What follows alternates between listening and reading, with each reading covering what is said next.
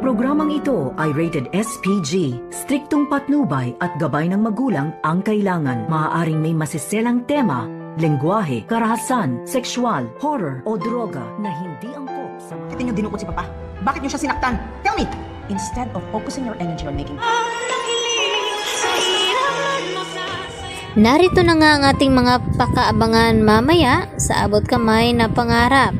Unti-unti na ngang lumalabas ang mga akusasyon dito ni Giselle dito kay Moira dahil sa gustong mangyari ni Giselle na gustong pakuhanan ng fingerprint itong si Moira at ganun din itong si Zoe. At dahil dito, magtutugma ang mga fingerprint dito ni Moira at ni Zoe dito sa mga ebidensya na nakuha ng mga kapulisan. Dahil dito, diretsahan na tinanong ni Giselle itong si Moira na kung bakit nga raw pinadukot nila ang kanyang papa. Ano ma daw ang motibo nito? At dito naman na sumagot itong si Moira kay Giselle na imbis na mag-aakusa daw ito kay Moira, dapat nasa tabi daw itong si Giselle sa kanyang ama. Baka hindi na niya maabutan pang buhay itong si Don Pepe at critical nga ang kalagayan ngayon dahil sa cardiac arrest nito. At maya-maya naman ay nagulat nga itong si Giselle nang biglang tawagan siya dito ni Lynette at ibalita tungkol dito kay Don Pepe na nag-cardiac arrest nga daw ito at ni-revive ngayon nila Annalyn Santos at dito naman ni Carlos Benitez. At dito naman nakabado na pinuntahan agad ni Giselle itong kanyang papa sa Eastridge Hospital. Dahil narito nga itong si Giselle sa Apex habang kinukuhanan ng fingerprint itong si Moira at ganoon din itong si Zoe. Samantala, tudo naman ang mga panalangin dito ni Zoe na sana raw ay wag nang mabuhay pa itong si Don Pepe dahil kapag mabuhay daw ito, tiyak na makapagsalita nga raw ito kung sino ang tumulak sa kanya at kung sino ang nagpakidnap sa kanya.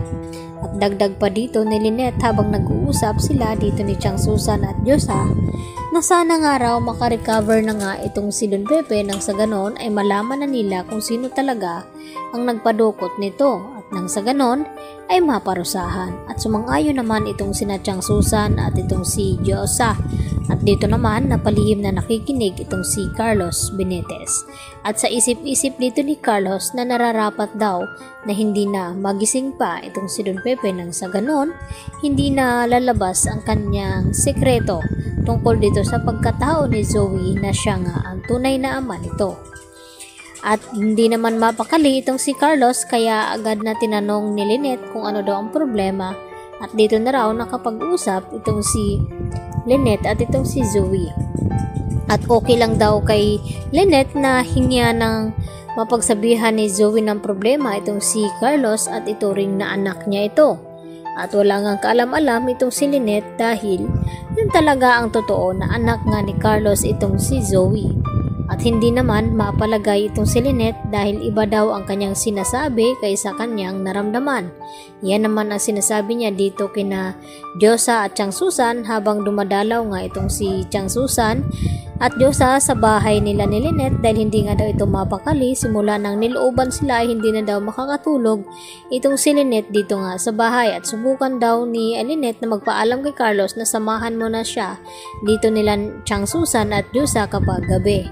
Dahil minsan ay umalis daw itong si Carlos na hindi nagpapaalam.